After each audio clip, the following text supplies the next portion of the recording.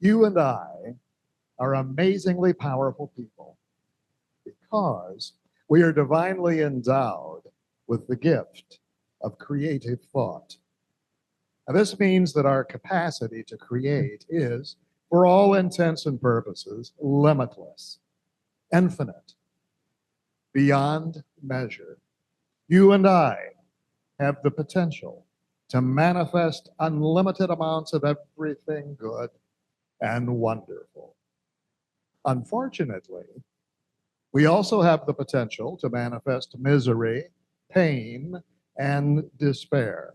We can create bottomless pits of fear, worries, and doubts. And many of us are very good at this because we've had decades of practice, years of imagining the worst and getting it, years of proving to ourselves and others that the world is a scary place, that the deck is stacked against us, that the good life is way off in the future if it exists at all.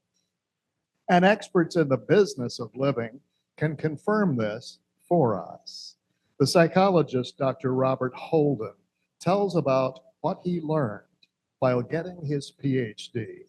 He says, my psychology training consisted of year one, an introduction to basic suffering. Year two, the study of advanced suffering. And year three, a qualification in inspired suffering. The focus was entirely on our inner potential to mess things up.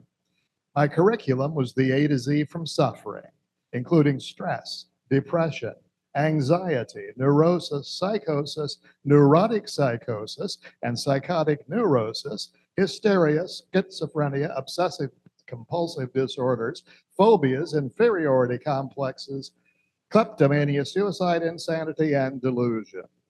At no time did we consider your potential for love, joy, or peace of mind. In effect, I was studying for a PhD in misery. Well, he went on to say that when his classes were about depression, he'd get depressed. And when they were about anxiety, he'd get anxious. He learned that he could predict next week's mood just by looking at the lecture schedule. Well, if it's like that for PhDs, what chance have we got? Wouldn't it be wonderful if we could just be happy? Imagine, just for today, that you could give up the struggle, slow down a little, cancel your plans, throw out your to-do list, and simply choose to be happy. Imagine telling yourself, just for today, I will not struggle. Or just for today, I will not suffer. Or just for today, I will not go searching for what I think might make me happy. Imagine that you simply allowed yourself to be happy right now. Imagine yourself to be happy for no particular reason, for a minute or two, right now. Imagine that happiness is bubbling up within you. You're not doing anything to be happy. You're simply allowing yourself to be happy.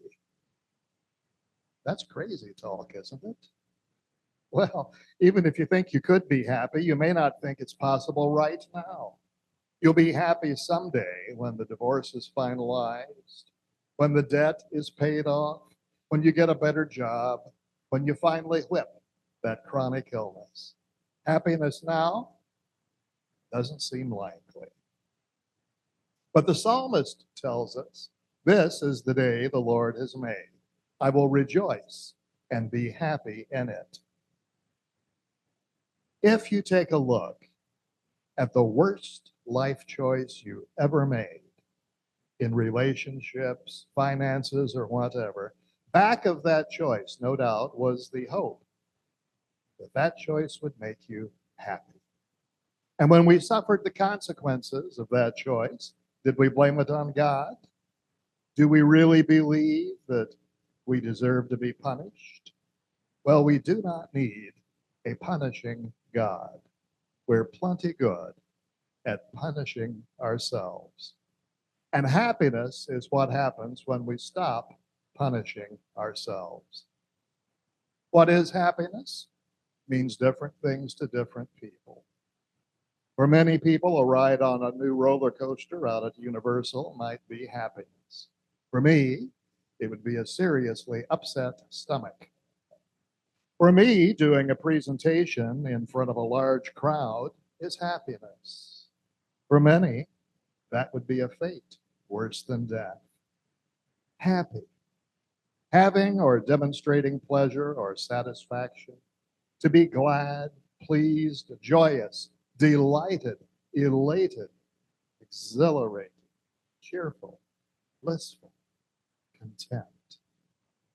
Now, happiness is often equated with good luck or good fortune. Depressed people look at happy people and say how lucky they are. It seems that wonderful things are always happening to happy people. Usually, unhappy people say, if I had wonderful things happening to me, I'd be happy too. But wonderful things happen to happy people because they are happy, not the other way around. Abraham Lincoln once said, most people are about as happy as they make up their minds to be. Can it really be that simple? Do you remember a fellow named Bobby McFerrin? He had a hit several years ago with a catchy little tune called Don't Worry, Be Happy. And according to a study published in Psychology Today under the title, How Often Do Your Worries Actually Come True? A whopping 91% of worries were false alarms. And of the remaining 9% of worries that actually did come true, the outcome was better than expected about a third of the time. So if he'd been a religious scientist, perhaps Bobby McFerrin's song would have been called Don't Worry, Choose Happy. And that is happiness strategy number one. Don't worry, choose happy. The first step is to make a conscious effort, a conscious choice to boost your happiness. In his book, The Conquest of Happiness, the philosopher Bertrand Russell wrote, happiness is not, except in very rare cases, something that drops into the mouth like a ripe fruit. Happiness must be, for most men and women, an achievement rather than a gift from the gods. And in this achievement, effort, both inward and outward, must play a great part. Now, this is an interesting title for a book, The Conquest of Happiness. It suggests several things. First of all, happiness is a quest, something we've got to set out to do or to be. And it also suggests effort.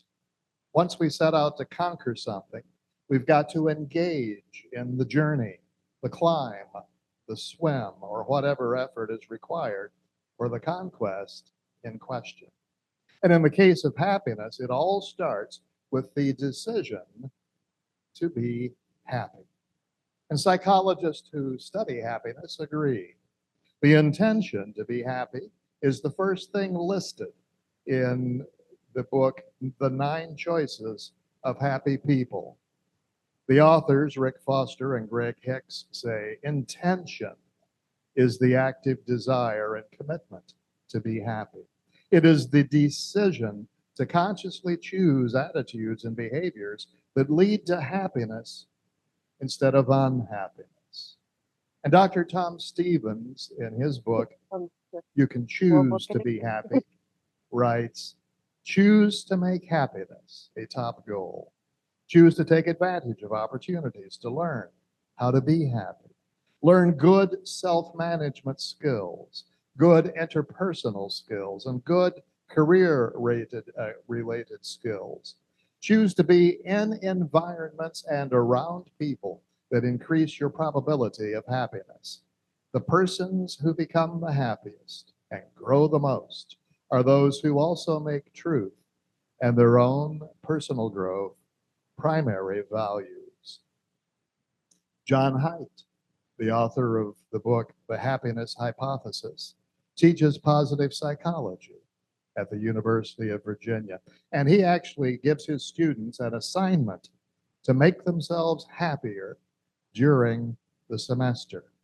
He writes, they have to say exactly which technique they will use. They may choose to be more forgiving or more grateful. They may learn to identify negative thoughts so that they can challenge them. In any event, once you've decided to be happier, you can choose strategies for achieving happiness. Here is happiness strategy number 2. Cultivate gratitude.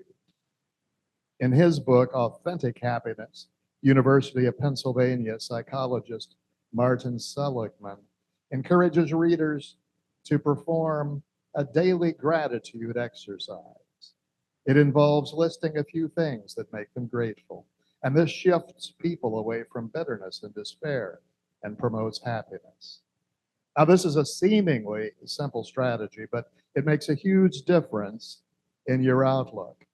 There are lots of ways to practice gratitude, from keeping a journal of things you're grateful for, or perhaps sharing 3 good things that happen each day with a friend or a partner, and going out of your way to show gratitude when others help you. The Journal of Happiness, yes, there is such a journal, published a study that used letters of gratitude to test how being grateful can affect our levels of happiness.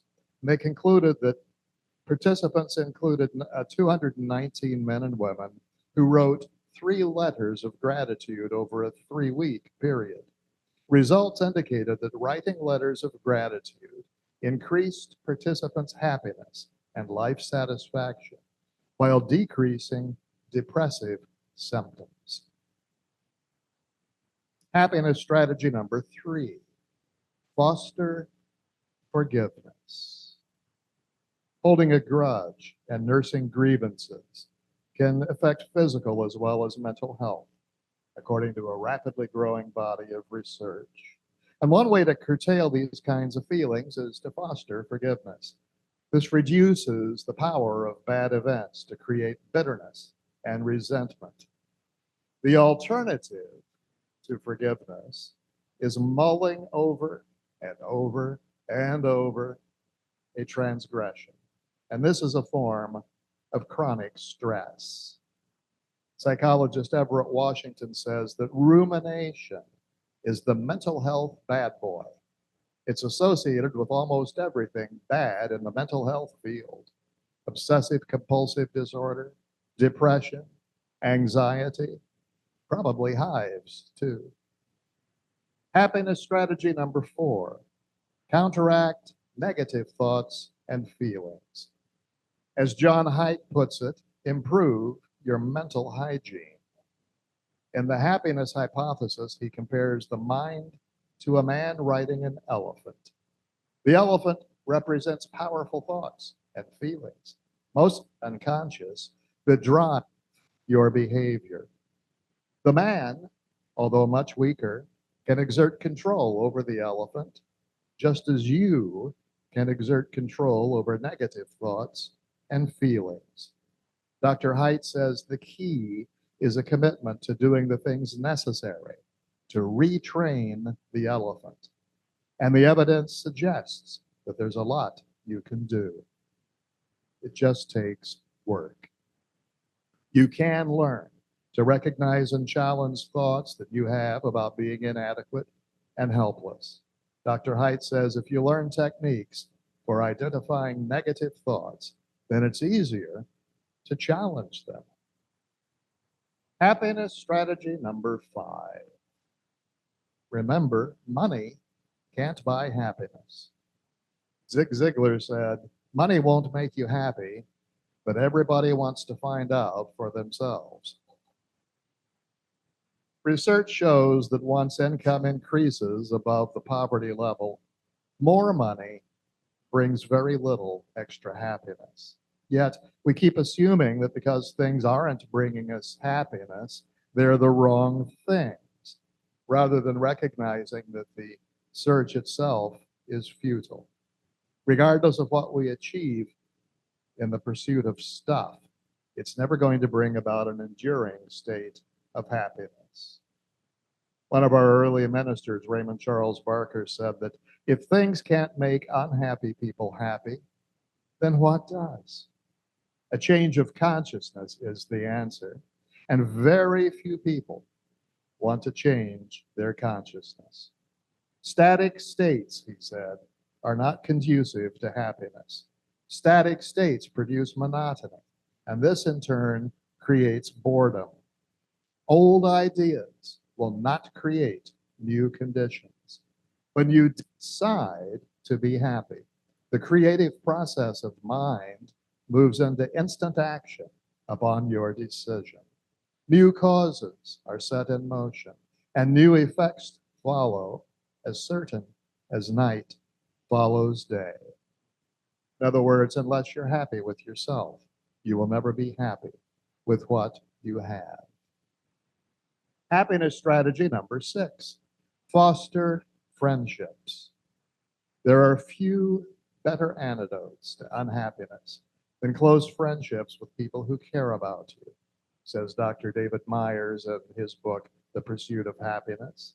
One Australian study found that people over 70 who had the strongest network of friends lived much longer. He writes, sadly, our increasingly individualistic society suffers from impoverished social connections, which some psychologists believe is a cause of today's epidemic levels of depression. The social ties that bind also provide support in difficult times. So, make some new friends. And I'm not talking about Facebook friends. I'm talking about real friends. For real results, we need real friends. Happiness strategy number 7, meditate. Rewire your brain for happiness. Now, meditation is often touted as an important practice for improving focus, clarity, and attention span, as well as the benefit of keeping you calm. But it turns out that it's also useful for improving your happiness.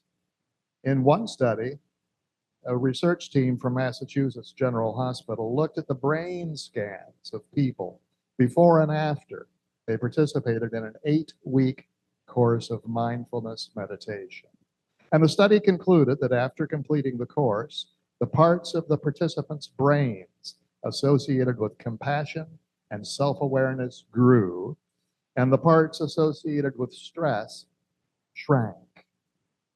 Meditation literally clears the mind and calms you down and makes you happier long term.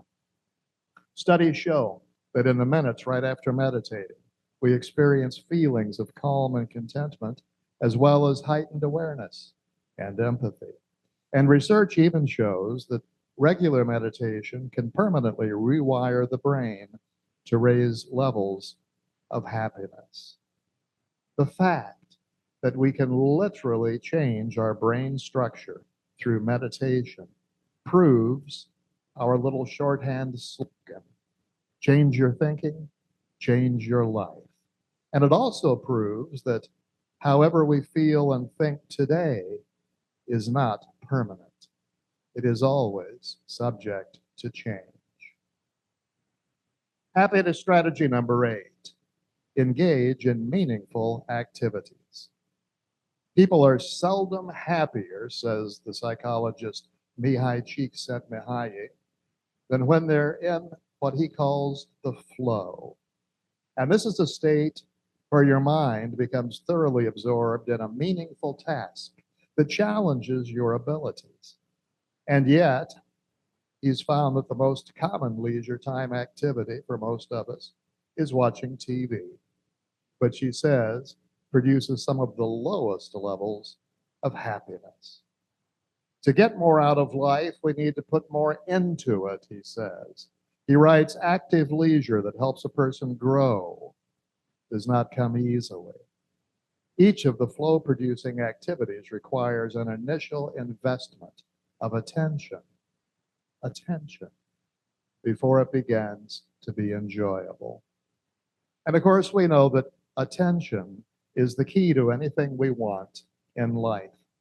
Wherever we place our attention predicts where we'll end up in our experience.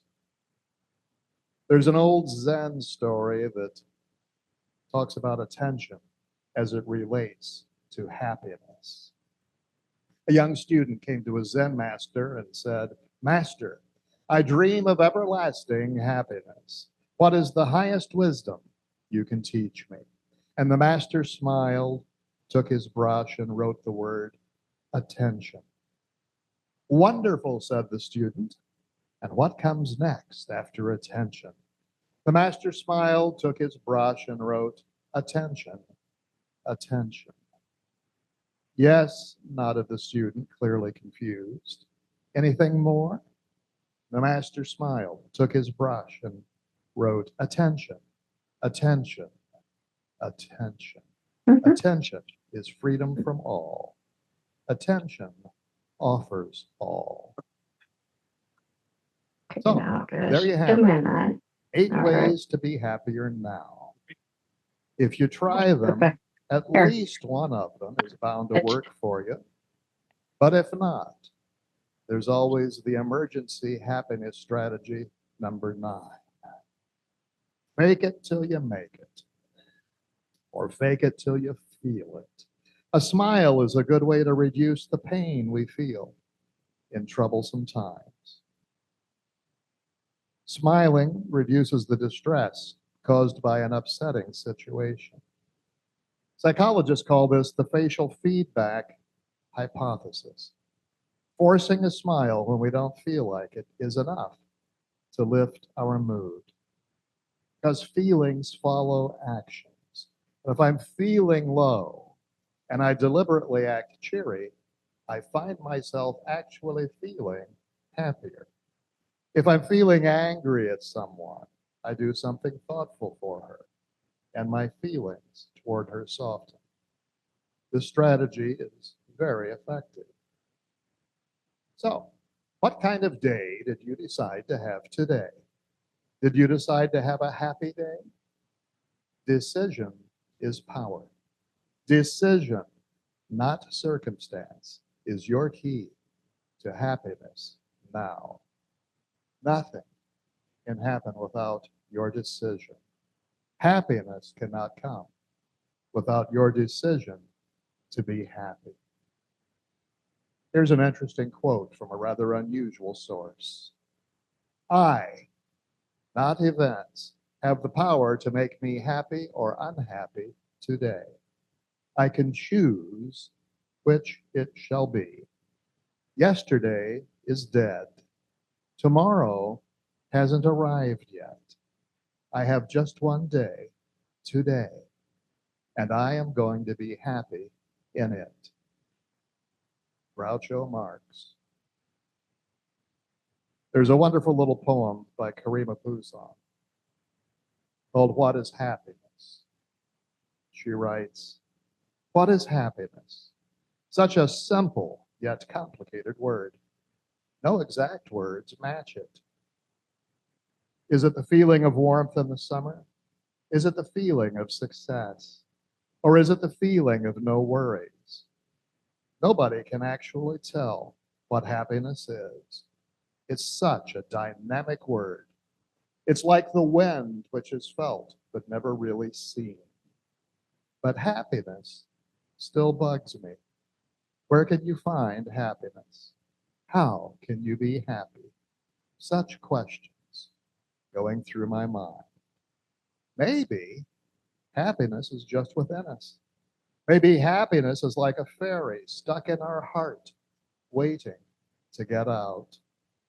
How could you tell you found happiness? Some people say that you found happiness when you feel light as a feather. Maybe that is true happiness. I can never really tell what it is, but I think I found happiness. happiness within me. That's happiness now. It starts with a decision. And once the decision is made, happiness comes from the only place it could possibly originate, from within. You and I are always in charge of our happiness. No one and no thing can ever take it away from us. We have a right to pursue happiness. And to the degree that we look for it in the right place, we shall always find it. Seek, and you shall find.